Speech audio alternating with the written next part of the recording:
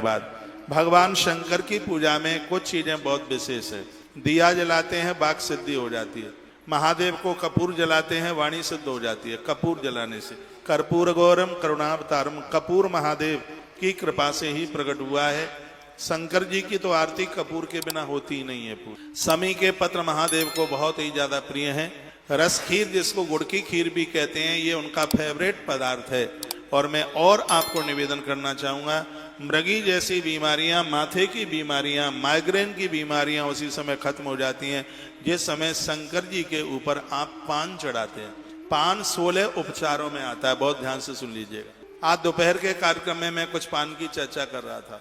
पान बड़ा प्रभावी, आयुर्वेद में भी पान बड़ा प्रभावी है। मैंने तो जीवन में कभी पान खाया नहीं है, लेकिन आज मैंने पान का महात्म्य पढ़ा है तो सोच लिया है कि अब एक पान खाना आरंभ करेंगे। जर्दे वाला नहीं, खाली पान का पत्ता। ये मैं आपको क्यों बोल रहा हूँ? इसलिए बोल रहा हूँ कि हमारी एक आंत ऐसी है जो भोजन के बाद में खुलती है। पीछे तक मेरी आवाज आ रही है और ठीक से सुनना। हमारी एक ऐसी आंत है जो भोजन के बाद में खुलती है और वो पान का रस मांगती है खाने के लिए। यदि उस समय उसको पान का रस मिल जाए तो उस आंत में से अमृत टपकता है, उस आंत में से अमृत टपकता है। और जब उस आंत में से अमृत टपकता है तो पूरी बॉडी का विषैलापन है वो बाथरूम के माध्यम से बाहर निकल जाता है और आदमी निरोगी हो जाता है। पान के पत्ते की महिमा सुनिए। पहले के लोग बड़े होशियार होते थे, उन्हें बड़ा पता होता था, बारातियों को भी पान देते थे। अरे पहले तो बेटी की शादी में एक पान का डिब्बा दिया जाता था। पान में कत्था लगाना, तम्बाकू, ये सब हानिकारक हैं, लेकिन पान में चूना लगाना, चूना लगा करके पान खाना, ये बहुत बड़ा प्रभावशाली है। कैल्शियम की पूर्ति चूना करता है। चूना के फायदे सुन लीजिए। बच्चों की हाइट बढ़ाता है चूना। छोटे 21 साल तक हाइट बढ़ती है, लंबाई है 21 साल तक बढ़ती है।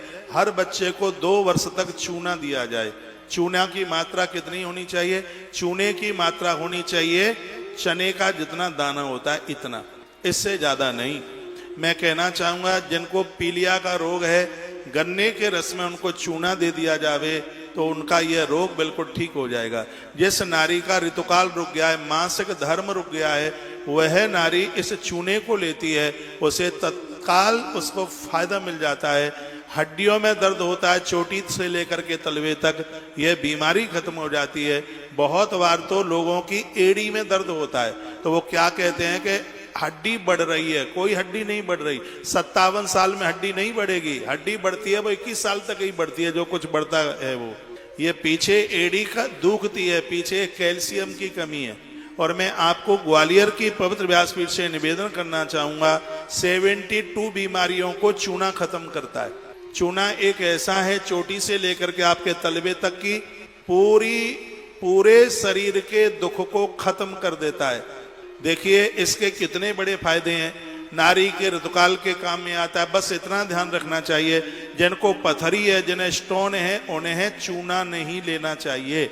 और A to Z सब लोगों के लिए चूना बहुत ज्यादा प्रभावशाली है। चूना जब पान के पत्ते के ऊपर लग जाता है तो 3 बीमारियां ये और विशेष खत्म करता है, जिसका नाम है वात, पित्त और कफ। ये 3, जिसका वात बिगड़ता है उसको एक बहुत बड़ी बीमारी होती है जिसका नाम है थायराइड, मोटापा बढ़ जाता है। सुन लीजिएगा, वात बिगड़ता है तो शरीर फूल जाता है, मोटापा बढ़ जाता है, उनको थायराइड की बीमारी हो जाती है। और पित्त बिगड़ता है, पेट खराब तंत्र खत्म हो जाता है। और कफ बिगड़ता है तो फेफड़े गल जाते हैं। ये 3 ही चीज से तो सभी बीमारियां बनती हैं। वात, पित्त और कफ के बिगड़ने पर पूरी जिंदगी खत्म हो जाती है, समझ लीजिए। तो ये ऐसा है पान जो बात को खत्म करता है, और चूना है वो पित्त और कफ दोनों को समाप्त कर देता है। जब दोनों आपस में मिल जाते हैं तो ये तीनों को खत्म कर देते हैं, तीनों को ठीक कर देते हैं। बात, पित्त और कफ, ये तीनों के तीनों सही हो जाते हैं। मेरी बात पर आप विश्वास करें तो भोजन के तत्पश्चात एक पान के पत्ते पर एक चने के बराबर इतना चूना लगा करके आप रोज लीजिए। क्योंकि भोजन के बाद जो आंत खुलती है, जो रस मांगती है पान का, उसे जैसे ही वो प्राप्त होता है वैसे वो अमृत उगलना आरंभ कर देती है। और जब उसका अमृत जब उगलती है तो वात पित्त और कफ तीनों अपने सिस्टम में आ जाते हैं। ना आपका मोटापा बढ़ेगा, ना आपका फेफड़ा कमजोर होगा, ना कभी पेट में गैस बनेगी। जिनके पेट में गैस बनती है उनके लिए यह चूना किसी वरदान से कम नहीं है। जिन्हें मृगी का रोग है उनके लिए चूना किसी वरदान से कम नहीं है। नारी के लिए, पुरुषों के लिए, बच्चों के लिए, बूढ़ों के लिए, हम जैसे लोगों के लिए और आप जैसे लोगों के लिए यह चूना किसी वरदान से कम नहीं है। मैं कहूँगा इससे कैल्शियम की पूर्ति होती है। जब कैल्शियम की पूर्ति होती है तो घुटने में दर्द नहीं होता, गांठें नहीं दुखती। कैल्शियम की कमी आती है तो हड्डियों में गैप बनता है, और हड्डियों में गैप बनता है तब एक बीमारी बढ़ती है और जिसको गठिया कहते हैं। गठिया को दूर करने के लिए मुझे लगता है कि चूना से बढ़ करके और कोई दूसरा उपचार नहीं है। मैं तो यहाँ तक कहूँगा यदि गाय भैंस को भी यदि यह चूना दिया जावे तो वह भी दुधारू हो जाते हैं, वो पशु भी दुधारू हो जाते हैं। इसलिए हमारे पूर्व के लोगों को पता था लड़ौनी की पुताई वो चूना से करते थे। गौतीर्थ, तुलसी, तपोवन, गौशाला में आज भी ऐसा होता है। पानी पीने वाली टंकियों को चूने से यदि उसको पोत दें तो चूने का अर्क गैया के पेट में जाता है, जैसे उसकी हड्डी नहीं गलती, जैसे वह अपने आप में स्वस्थ रहती है। तो चूना स्त्री पुरुष सबके लिए, पशु पंछियों के लिए, सबके लिए इस मृत्यु लोक में यदि सबसे बड़ा प्रभावकारी है, जिसके ऊपर कोई भी औषधि नहीं है, उसका नाम है पान के पत्ते पर लगा हुआ चूना। इससे बढ़कर के कुछ भी नहीं है। ये संपूर्ण बीमारियों को समाप्त कर देगा, इतना बड़ा प्रभाव है। माथे में दर्द नहीं होगा, मृगी का रोग नहीं होगा, बाथरूम संबंधी सगरी बीमारियां खत्म हो जाएंगी। जो कुर्सी पर भी नहीं बैठ सकते, जो घंटों घंटों धरती पर बैठे रहेंगे, इतना बड़ा प्रभाव चूना का है। चूना देखो, मासिक धर्म ऋतुकाल के तत्पश्चात उस रक्त की वजह से नारी में एक बहुत बड़ी कमजोरी आ जाती है। हीमोग्लोबिन नीचे चला जाता है, 6-7 तक रह जाता है, जो 13-14 पॉइंट सबका होना चाहिए।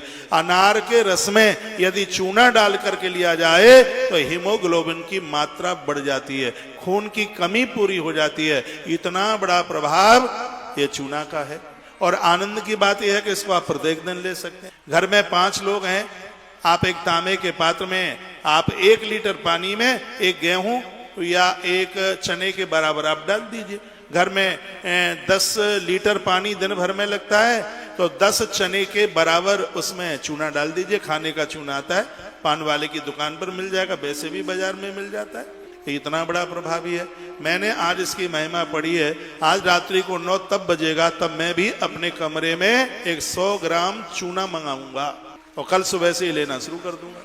मैंने आचार्य जी को पान के लिए तो बोल ही दिया, मैंने कहा तुम्हारी पूजा में खूब पान आता है, उसमें से 1 पान हमें दे दिया करो। हम जर्दा गुटखा तंबाकू वाले तो है नहीं, लेकिन ये पान का प्रभाव है। पान में चूना लगा करके और उसको आप भोजन के बाद लीजिए, खाली पेट नहीं। जैसे आपका भोजन पूरा हो जाए और इसकी कोई ऐसी आदत भी नहीं पड़ेगी कि नहीं कि इसकी ऐसी कोई आदत पड़ जाए। ये इसलिए कि एक आंत को इसका रस चाहिए, फिर वो अमृत उगलती है और वही अमृत आपको 100% निरोग कर देता है। आपको किसी भी प्रकार की बीमारी रह ही नहीं सकती। ना माथे में दर्द रहेगा, ना आंखों की रोशनी कम होगी, ना पेट में गैस बनेगी और ना कहीं फेफड़ों में सूजन आएगी। तो एक चूने का प्रभाव देखिए कितना जबरदस्त है। मैं तो कहूंगा मेरी व्यासपीठ से जितना भी इस देश में लोग जुड़ा हुआ है वह सब चूना लेना आरंभ कर दें। राजीव भाई दीक्षित इसके ऊपर बहुत कुछ बोला करते थे और वैदिक परंपराओं में अनादिकाल से चूने की बड़ी महिमा है। यदि किसी की आंखें आ गई हैं, पहले आंखें बहुत टपकती थी, आयुर्वेद की किताबों में लिखा है यदि किसी की आंखों में पानी टपक रहा है, आंखें ठीक नहीं हो रही हैं, तो चूना यहाँ बगल में, दोनों बगल में लगाइए, आंखें टपकती हुई आंखें ठीक हो जाएंगी। ये तो आपने गांवों में देखा होगा पहले चूने का प्रभाव। आंखें आ जाती हैं तो यहाँ बगल में चूना लगा लिया जाता है, यहाँ इससे आंखों की रोशनी बढ़ जाती है, आंखों में टपकने वाला पानी बंद हो जाता है। यह चूने का प्रभाव है। ये इसमें कोई साइड इफेक्ट नहीं है, सबसे बड़ी बात है।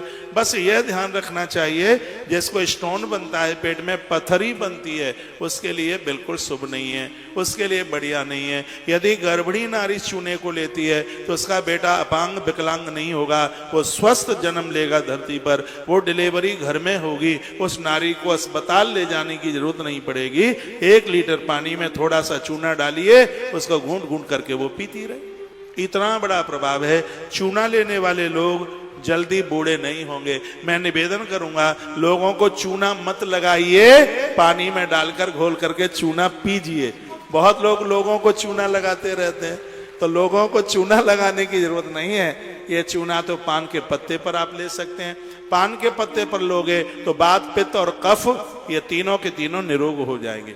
वैसे इसको आप पानी में ले सकते हैं, दही में ले सकते हैं, छाछ में ले सकते हैं, अनार के रस में ले सकते हैं, और पीलिया रोग को खत्म करने के लिए गन्ने के रस में ले सकते हैं। नाखून से खुजाकर, जिसके शरीर में पॉइजन बना हुआ है, पूरी दुनिया में एक ही दवाई है उसके लिए, उसका नाम है चूना। ये नाखूनों से खुजा करके पॉइजन बॉडी में अंदर घुस जाता है, और उस जहर को खत्म करने वाला यदि कोई है तो उसका नाम है चूना। मुझे तो शिव पुराण की पूरी कथा कहनी है, नहीं तो 7 बजे तक मैं तुम्हें चूना की महिमा सुनाता रहता। लेकिन करूं तो करूं क्या, मुझे इस प्रसंग को आगे के लिए लेकर के चलना है। मेरी इस बात को आगे जरूर लोगों को भेजिए। मैं इस देश को स्वस्थ देखना चाहता हूं, 1 पैसा भी दवाई के ऊपर खर्च ना हो। घर का वैद्य, पहले किताब आती थी, घर का वैद्य, लोग राख से घिसकर अपने दांतों को मजबूत कर लेते। एक बात तो मैं कहना ही भूल गया, जो चूना लेगा 100 वर्ष तक उसके दांत गिरेंगे नहीं, दांत में पारिया नहीं लगेगा, दांत में कीड़ा नहीं लगेगा, क्योंकि कैल्शियम की कमी होने से लोग पोपले हो जाते हैं, उनके दांत गिर जाते हैं। तो चूना है वो कैल्शियम की पूर्ति करता है। ये इसकी इतनी बड़ी महिमा है, और मुझे विश्वास है कि आप मुझे फोन करेंगे 8 दिन के बाद। चूना लेते ही 8 दिन में अपना पूरा प्रभाव दिखाना शुरू कर देता है। गैस भूल जाएंगे कि पेट में गैस बनती है, और मैं कहूंगा चूना लेने से आपकी बॉडी का वजन कम होगा, क्योंकि इससे थायराइड ठीक होगा, इससे बात, पित्त और कफ तीनों ठीक होंगे। जो चूना लेगा उसके ऊपर ग्लूकोज की बोतल जिंदगी में नहीं चढ़ेगी कभी भी, क्योंकि चूना पानी के साथ लेंगे तो आपकी बॉडी में जल की कभी कमी आएगी नहीं। आनंद की बात यह है, बच्चे से लेकर के बूढ़ों तक सबके लिए प्रभावशाली है। यदि बच्चों का कद बढ़ाना चाहते हैं, लंबाई बढ़ाना चाहते हैं, यदि 21 साल से उसकी उम्र कम है और वो ठिगना है, तो चूने का पानी पीते ही उसकी हाइट बढ़ेगी, बिल्कुल पक्का। आयुर्वेद इसकी गारंटी लेता है। तो चूना और पान के पत्ते की बात हमने कही। अब मैंने पान बोला है तो गुलकंद वाला और वो तम्बाकू गुटखा वाला नहीं लेना शुरू कर देना। वो सीधा पान का पत्ता है, जैसा बेलपत्री चबा लेते हैं मुंह में, वैसे ही बस वो पान का पत्ता है।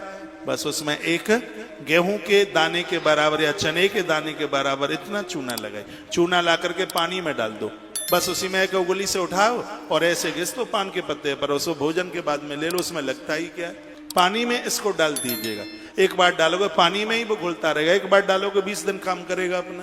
तो उसी में थोड़ा थोड़ा ले लो और पान के पत्ते पर ऐसे घिसो, और उसको एक जोड़, ऐसे क्या बोलूंगा मैं उसको, ऐसे उसको मोड़ कर एक लौंग लगा लो उसके ऊपर, जैसे देवताओं को चढ़ाते हैं। फिर उसको आप भोजन के बाद उसको आप चबा लीजिए। इस व्यासपीठ से एक दवाई रोज बताऊंगा, कल बताऊंगा जिन लोगों की शराब नहीं छूट रही है, मैं गारंटी के साथ बोलूंगा 30 दिन में जड़ उखाड़ नशा हो जाएगा। और ना हो जाए तो तुम जो कहो सो मैं हार जाऊंगा। हमने आयुर्वेद के ऊपर विश्वास किया है, ये देश बचेगा। हम कलयुग में भले ही रह रहे हैं, लेकिन हमारी बातें सतयुग जैसी हैं। जो लोग सतयुग में जीवन जीते थे, हम लोग तो वैसा ही जीवन जी रहे हैं। हम भारत को एक विशेष भारत देखना चाहते हैं, भारत को एक महान भारत देखना चाहते हैं, भारत को एक स्वस्थ भारत देखना चाहते हैं, भारत को एक निरोगी भारत देखना चाहते हैं, भारत को एक संभ्रांत भारत देखना चाहते हैं।